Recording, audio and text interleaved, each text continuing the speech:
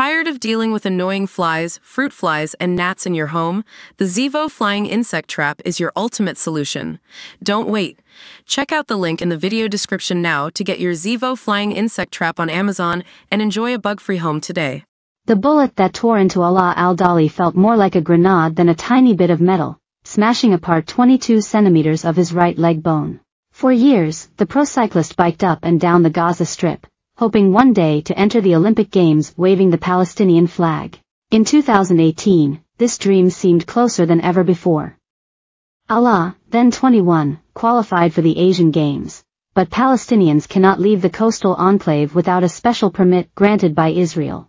With his career up in the air, Alaa knew he had to take part in the Great Return March, a string of protests along the border between Gaza and Israel, on March 30, 2018.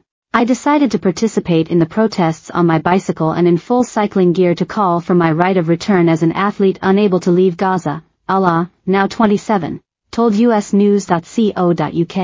The Israeli occupation responded to my demands with brutality and by shooting at me with an explosive bullet, leading to the amputation of my leg. According to a UN report, Israeli forces shot Alaa as he stood beside his bike about 300 m away from the barbed wire fence in Rafah.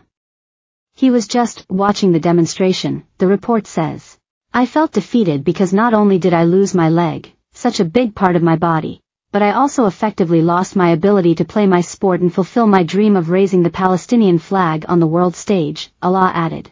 I lost my job and my means of earning a living wage. It destroyed me. I felt as though I had lost everything, but one thing he never lost was his dreams. Alaa went on to form the Gaza Sunbirds, a paracycling group whose members lost limbs in Israeli attacks such as the Great Reform March.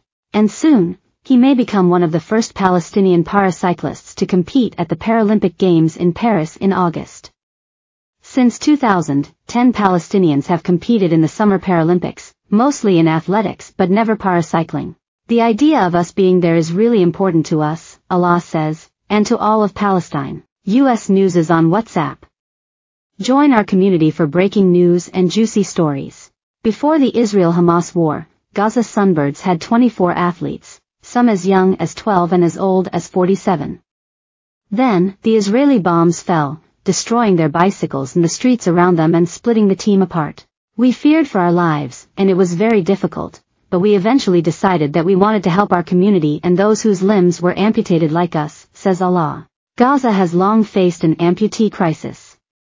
Roughly 10 Gazan children a day have a leg amputated, often without anesthesia or pain medication due to shortages. The Gaza Sunbirds estimate that 3,000 people in Gaza are amputees, one of the highest rates of amputation in the world.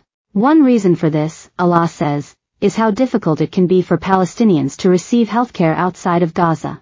Medical supplies in Gaza have long been few and far between in Gaza due to a 16-year blockade, backed by Egypt, that limits the import of goods. Gazans must apply for permits to leave the Strip to seek treatment in the West Bank or Israel.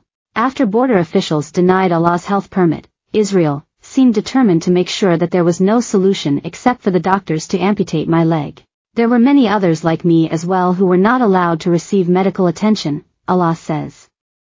Israel was determined to inflict disabilities on as much of the Gazan population as possible. Hamas, a militant group which governs the Gaza Strip, launched surprise cross-border raids against Israel on October 7 that killed 1,200 people and took 220 people hostage. Since then, Israeli forces have killed at least 38,000 Palestinians and injured 88,000, according to the Gazan Health Ministry. The death toll is likely far higher, researchers say, and could be as high as 186,000. Throughout the war, Gaza Sunbird athletes have ridden their bikes carrying food, sanitary products, and baby essentials to ease the humanitarian catastrophe engulfing their homes. We delivered a great amount of aid, Alaa says, and we're still delivering it, doing our best to help those who are in need and unable to feed their families. Alaa, coach Hassan Abu Harb and team member Mohammed Asfour were evacuated from Gaza in April, allowing them to take part in a tournament in Belgium, the Gaza Sunbirds' first international competition. The chances.